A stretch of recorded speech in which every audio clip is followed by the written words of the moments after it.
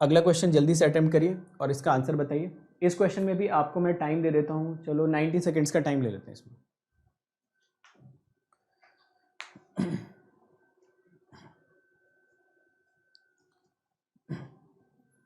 Bounded है तो stable कहाँ से हो जाएगा यार, यूटी भी तो बाउंडेड है। ऐसे उल्टे सीधे डाउट क्यों पूछ रहे हो यार, ये सब बातें बता चुका हूँ ना आपको। बाउंडेड का एब्सोल्यूट इंटीग्रेबल से कोई लेना देना नहीं, 50 बार ये स्टेटमेंट रिपीट किया था, लिखवाया था क्लास में। तो वही घिसे पिटे डाउट क्यों पूछते हो, जो वो घिसे पिटे डाउट मैं क्लियर करा चुका हूँ, आप लोगों से पूछ चुका हूँ कि अगर कोई सिग्नल बाउंडेड है तो उसका एब्सोल्यूट इंटीग्रेबल से कोई लेना देना है, तो आपने बोला था कोई लेना देना नहीं, दोनों अलग अलग प्रॉपर्टीज़ हैं। कहानी भी वहाँ पे एक सुनाई थी मैंने आपको, बहुत सारी चीज़ें बताई थी। तो बाउंडेड को एब्सोल्यूट इंटीग्रेबल स्टेबल से क्यों मिक्स कर रहे हो, इसका मतलब आपने क्रैश कोर्स किया नहीं, ठीक है। क्रैश कोर्स किया नहीं या तो करके भूल गए हो, तो एक बार रिवाइज कर लेना, ठीक है ना। ये स्टेटमेंट मैंने बहुत स्पेसिफिकली आप सभी लोगों को रिपीट करके बताया था कि एब्सोल्यूट इंटीग्रेबल होना और बाउंडेड होना बिल्कुल अलग अलग चीज़ें हैं, दोनों का आपस में दूर दूर तक कोई लेना देना नहीं है, ठीक है। ओके, चलो देखते हैं इस क्वेश्चन को। अब इसमें कुछ बातें आप याद करिए, मेरी कुछ बातें याद करने की कोशिश करिए। मैंने आप सभी लोगों को डायरेक्ट कंक्लूजन दे रखा था कि कोई भी पीस वाइज डिफाइंड फंक्शन अगर आपको मिलता है तो वो हमेशा लीनियर होगा, और लीनियर के साथ साथ वो हमेशा आपको कैसा मिलेगा, हमेशा आपको मिलेगा टाइम वेरिएंट। कितने लोगों को ये कॉन्सेप्ट याद है? How many of you remember कि पीस वाइज लीनियर है तो टाइम वेरिएंट तो बेझिझक बोल सकते हैं। और ऊपर से यहाँ पे y और x का डायरेक्ट रिलेशन यहाँ पे लिखा हुआ है तो इसको हम लीनियर भी बोल सकते हैं। So hopefully everyone is remembering these 2 point. तो इसमें तो कोई डाउट किसी को होना ही नहीं चाहिए कि ये पर्टिकुलर सिस्टम आपका लीनियर है और लीनियर के साथ साथ टाइम वेरिएंट है। मतलब ये पर्टिकुलर सिग्नल की अगर आप बात करो तो मैं यहाँ पे बोल दूंगा कि ये p तो है बट q नहीं है ना। तो ये दो तो मैं पेन भी नहीं उठाऊंगा चेक करने के लिए। मैं फिर से रिपीट कर देता हूँ, जितने भी पीस वाइज डिफाइंड फंक्शन होते हैं, पीस वाइज मतलब n ग्रेटर देन और इक्वल टू n1 के लिए ये डिफाइन कर रहा है, n इक्वल टू 0 पे 0 डिफाइन कर रहा है, n less than equal to -1 पे ये डिफाइन कर रहा है। मतलब अलग अलग पीसेस में इसने सिग्नल को डिफाइन कर, सिस्टम को डिफाइन कर रखा है। अलग अलग पीसेस में अगर इसने सिस्टम को डिफाइन कर रखा है, इसका मतलब आपको ये पॉइंट समझना चाहिए कि ये पर्टिकुलर सिस्टम हमेशा पीस वाइज डिफाइंड होगा, और जितने भी पीस वाइज डिफाइंड सिस्टम्स होते हैं वो कभी भी टाइम इनवेरिएंट नहीं हो सकते, हमेशा टाइम वेरिएंट होते हैं। 2-3 क्वेश्चन भी करवाए थे आप, इसी के जस्ट पहले जो क्रैश कोर्स हुआ था वहाँ पे जाके ये सारे कॉन्सेप्ट देख सकते हो।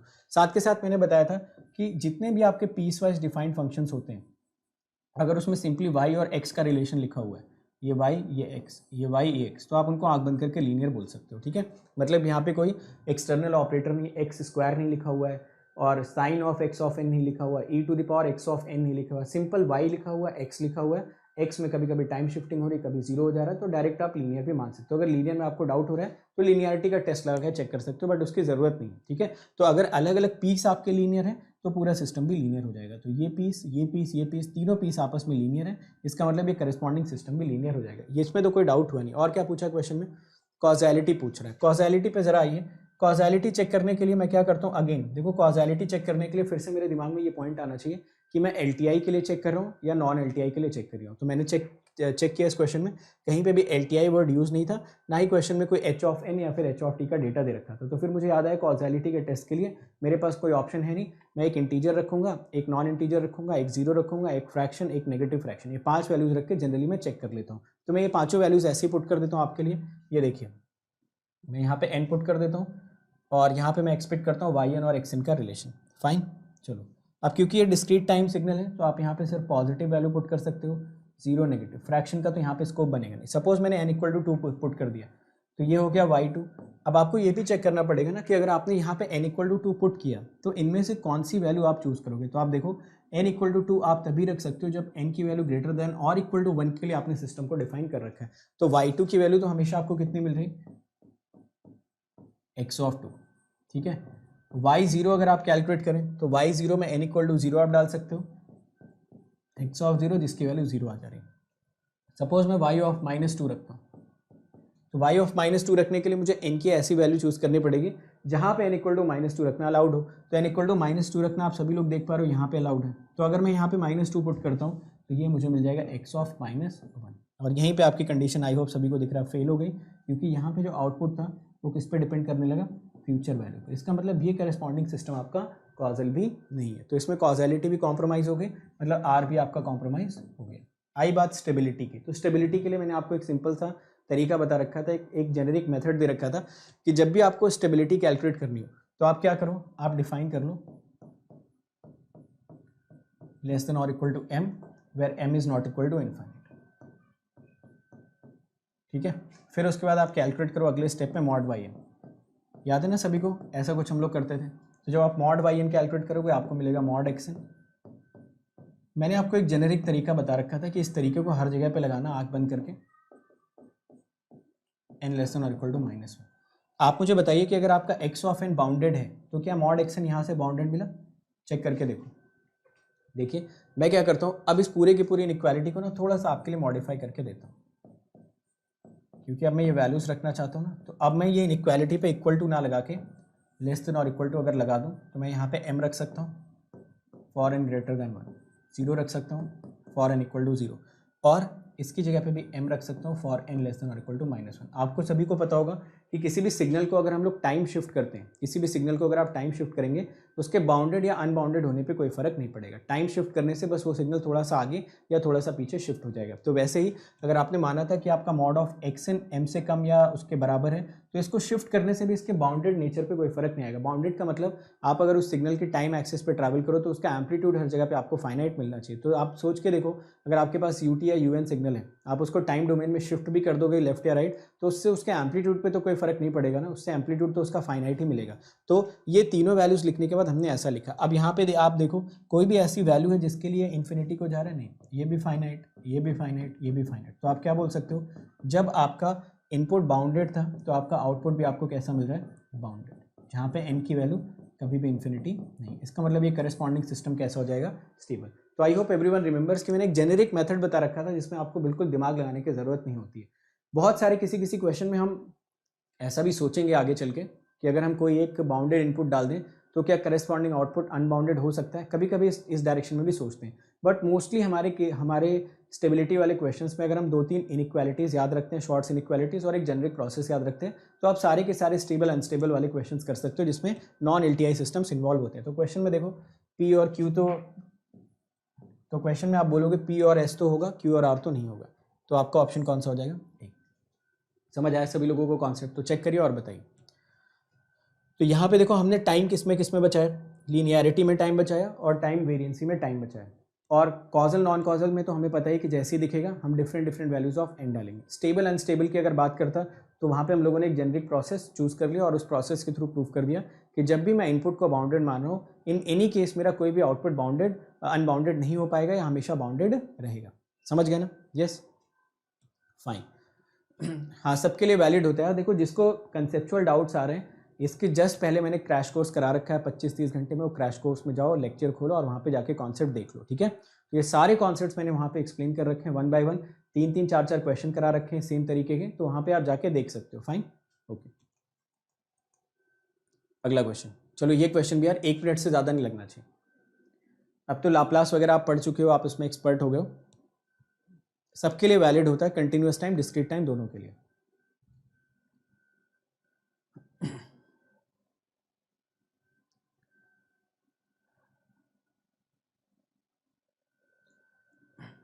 देखो अभी जो क्लासेस चल रही हैं उसको ज्वाइन कर लो यार। इट इज़ हाईली अनलाइकली कि मैं कंट्रोल सिस्टम ले पाऊंगा, है ना, मतलब अभी बहुत हाईली अनलाइकली कि कंट्रोल सिस्टम मैं ले पाऊंगा, बट अगेन आप जो क्लासेस चल रही हैं ना उनको आप कंटिन्यू कर सकते हो। इसका आंसर बता दो यार, जल्दी बता दो। अब तो आप लाप्लास और जेड भी पढ़ चुके हो ना, तो आपको इसमें टाइम वेस्ट नहीं करना चाहिए। टाइम बताइए। क्वेश्चन में पूछ रहा which one of the following statements is not true for a continuous time causal and stable LTI system बोल दिया है। तो दो चीज़ें यहाँ से यूज़ करना, नोटिस करना। एक तो क्वेश्चन में कंटिन्यूअस टाइम बोल रखा है इसने, साथ के साथ इसने कॉजल और स्टेबल एलटीआई बोल रखा है। समझिए ना? तो साथ के साथ इसने कॉजल और स्टेबल भी बोल रखा है। तो आपको बताना है कि इसमें से कौन सा स्टेटमेंट पूछा है, नॉट ट्रू पूछा है ना। यस, तो क्वेश्चन में नॉट ट्रू पूछा है, ये सोच के आंसर देना। ठीक है, ट्रू नहीं पूछ रहा है, क्वेश्चन में पूछ रहा है कि कौन सा गलत है यहाँ पे। आइए देखते हैं। देखो सभी लोगों को पता है कि अगर सिस्टम स्टेबल भी हो गया, कॉजल भी हो गया, तो सारे के सारे पोल स्ट्रिक्टली कहाँ पे लाई करने चाहिए? Left half side of j omega axis, ताकि जो राइट साइडेड आरओसी है वो आपके जियोमेगा एक्सिस को इंक्लूड कर पाए। तो पहला स्टेटमेंट तो बिल्कुल ठीक है। जीरोस पे मैंने बार बार हर एक प्रॉपर्टी में लिखवाया है कि जीरोस पे दूर दूर तक कोई भी रिस्ट्रिक्शन होती नहीं किसी भी आरओसी में, तो सेकंड वाला स्टेटमेंट भी करेक्ट है। डी वाले स्टेटमेंट में देखो, अगर ये बोल रहा है all the roots of the characteristic equation must be located on the left side of the j omega axis, तो बेसिकली कंट्रोल सिस्टम वाला आपका एक स्टेटमेंट हो गया ना। कंट्रोल सिस्टम में जनरली जो डिनोमिनेटर पॉलिनोमियल्स होते हैं उनको आप क्या बोलते हो, कैरेक्टरिस्टिक इक्वेशन। किसी भी कंट्रोल सिस्टम में अगर आप कोई भी डिनोमिनेटर पॉलिनोमियल पिक कर लेते हो, वो ओपन लूप सिस्टम हो क्लोज लूप सिस्टम, उससे फर्क नहीं पड़ता, उसको आप हमेशा बोलते हैं कैरेक्टरिस्टिक इक्वेशन। तो कैरेक्टरिस्टिक इक्वेशन के अगर सारे के सारे रूट्स एलएचपी पे हैं, मतलब करस्पॉन्डिंग सिस्टम के पोल्स एलएचपी पे हैं और पोल्स एलएचपी पे हैं, तो सिस्टम हमेशा कैसा हो जाएगा, स्टेबल। थर्ड वाला स्टेटमेंट गलत इसलिए हो जाता है क्योंकि अगर यही चीज़ उसने डिस्क्रीट टाइम के लिए बोली होती मॉड z इक्वल टू 1, तो वहाँ पे शायद हम इसकी बात को सच मान लेते। बट यहाँ पे क्योंकि कंटिन्यूस टाइम की बात कर रहा है, तो कंटिन्यूस टाइम को जनरली हम लोग हमेशा एसोसिएट करेंगे लाप्लास ट्रांसफॉर्म से, और लाप्लास ट्रांसफॉर्म में सारे के सारे पोल्स आपके लेफ्ट हाफ साइड में आने चाहिए, ना कि किसी मॉड s इक्वल टू 1 के सर्कल के अंदर। अगर ये डिस्क्रीट टाइम होता और ये मॉड z इक्वल टू 1 लिखा होता, फिर ये स्टेटमेंट तीसरा वाला करेक्ट हो जाता, बाकी सारे स्टेटमेंट्स गलत हो जाते। ठीक है, चलो ये देखो यार, ये बड़ा अच्छा क्वेश्चन है। इसमें स्टेबिलिटी मैं चाहूँगा कि सभी लोग निकालें और स्टेबिलिटी पे कमेंट करने की कोशिश करें। चलिए देखो क्वेश्चन पढ़ो, इसके लिए भी 90 सेकेंड्स ले लो, मोर देन सफिशिएंट है। 90 सेकेंड्स ले लो, that is more than sufficient. Question में एक single input single output discrete time system दे रखा है yn where two are related like this. ये मॉड दे रखा है, ठीक है, दिस इज मॉड, ये मेंशन किया। और ध्यान रखना यहाँ पे n को ना 0 से 10 ले रहा है, अदरवाइज यहाँ पे दिया हुआ है। तो फटाफट यार सभी लोग ट्राई करेंगे, आंसर बताएंगे।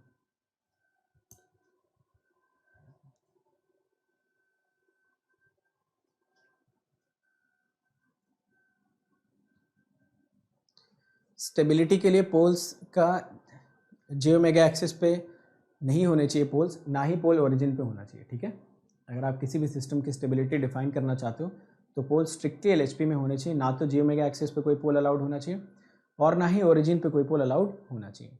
अगर ओरिजिन पे एक सिंगल पोल आता है और जे ओमेगा एक्सिस पे नॉन रिपीटेड पोल्स आते हैं तो मार्जिनल स्टेबल होगा, और अगर ओरिजिन पे आपने उसकी रिपीटेंसी बढ़ा दी, मतलब ओरिजिन पे 2 पोल 3 पोल 4 पोल आ गए, या फिर आपने रिपीटेड पोल्स डाल दिए जे ओमेगा एक्सिस पे, तो सिस्टम आपका हो जाता है अनस्टेबल। ठीक है, उस केस में एच ऑफ टी जो आता है वो एब्सोल्युटली नॉट इंटीग्रेबल आएगा।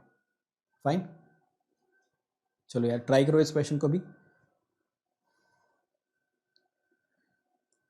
yn दे रखा है, कॉजैलिटी तो आई होप सभी लोगों ने निकाल ली होगी यार, causality is not a challenge. Causality तो आई होप सभी को दिख रहा होगा कि कॉजल ही है, क्योंकि मुझे तो स्टैटिक तो नहीं है बट स्टिल कॉजल तो दिख ही रहा है। चलो आपके पास 20 सेकेंड्स और बचे हैं, फटाफट यार ट्राई करते रहो, आंसर बताते रहो, है ना। कुछ लोगों का ए आ रहा है, बी आ रहा है, कुछ लोगों का डी भी आ रहा है। आइए चेक करते हैं इस क्वेश्चन को। फाइन, चलो देखते हैं। तो मैं क्या करता हूँ यहाँ पे, सबसे पहले मैं अंडर रडार डालता हूँ कॉजैलिटी को। तो कॉजैलिटी को मैं डालता हूँ अंडर रडार। कॉजैलिटी के लिए मुझे पता है क्योंकि डिस्क्रीट टाइम है तो मैं फ्रैक्शन वाली वैल्यूज़ को तो एक्सपेक्ट नहीं कर सकता। ठीक है, तो मैं फ्रैक्शन वाली वैल्यूज़ को तो एक्सपेक्ट नहीं कर सकता, बट कम से कम ये 3 वैल्यूज़ तो मैं तब भी चेक करूँगा ही करूँगा। यहाँ से अगर आप चेक करते यार तो जो आपको y2 मिलता, देखो n इक्वल टू 2 अगर आप डालते तो इस रेंज में हम लोग डालते, और यहाँ से आपको मिलता 2 टाइम्स x ऑफ 2। हमने देखा था कि बाहर क्या लिखा हुआ उससे फ़र्क नहीं पड़ता, एटलीस्ट हमें पता होना चाहिए कि ये रिलेट कैसे हो रहे हैं। तो आपने देखा ये प्रेजेंट वैल्यू पर डिपेंड कर रहे थे। ठीक है, प्रेजेंट वैल्यू। फिर उसके बाद बाय द वे अगर हम 0 डालते हैं तो ये भी आपका प्रेजेंट वैल्यू था,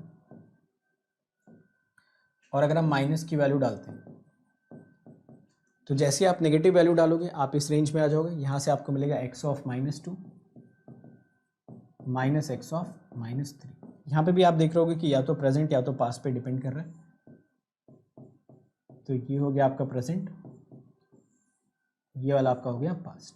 ऑल इन ऑल आपका जो सिस्टम है वो हर एक पॉसिबल वैल्यू ऑफ टाइम के लिए या तो प्रेजेंट वैल्यू पे डिपेंड कर रहा है या तो प्रीवियस वैल्यू पे डिपेंड कर रहा है। तो मतलब सिस्टम की कॉजैलिटी जो थी वो बिल्कुल अच्छे से इंश्योर हो गई। तो आप इसको कॉजल सिस्टम बोल सकते हो undoubtedly. Every time this system is a causal system, क्योंकि हर एक बार इसका जो आउटपुट आ रहा है वो प्रेजेंट वैल्यू या फिर past value of the input पे डिपेंड कर रहा है।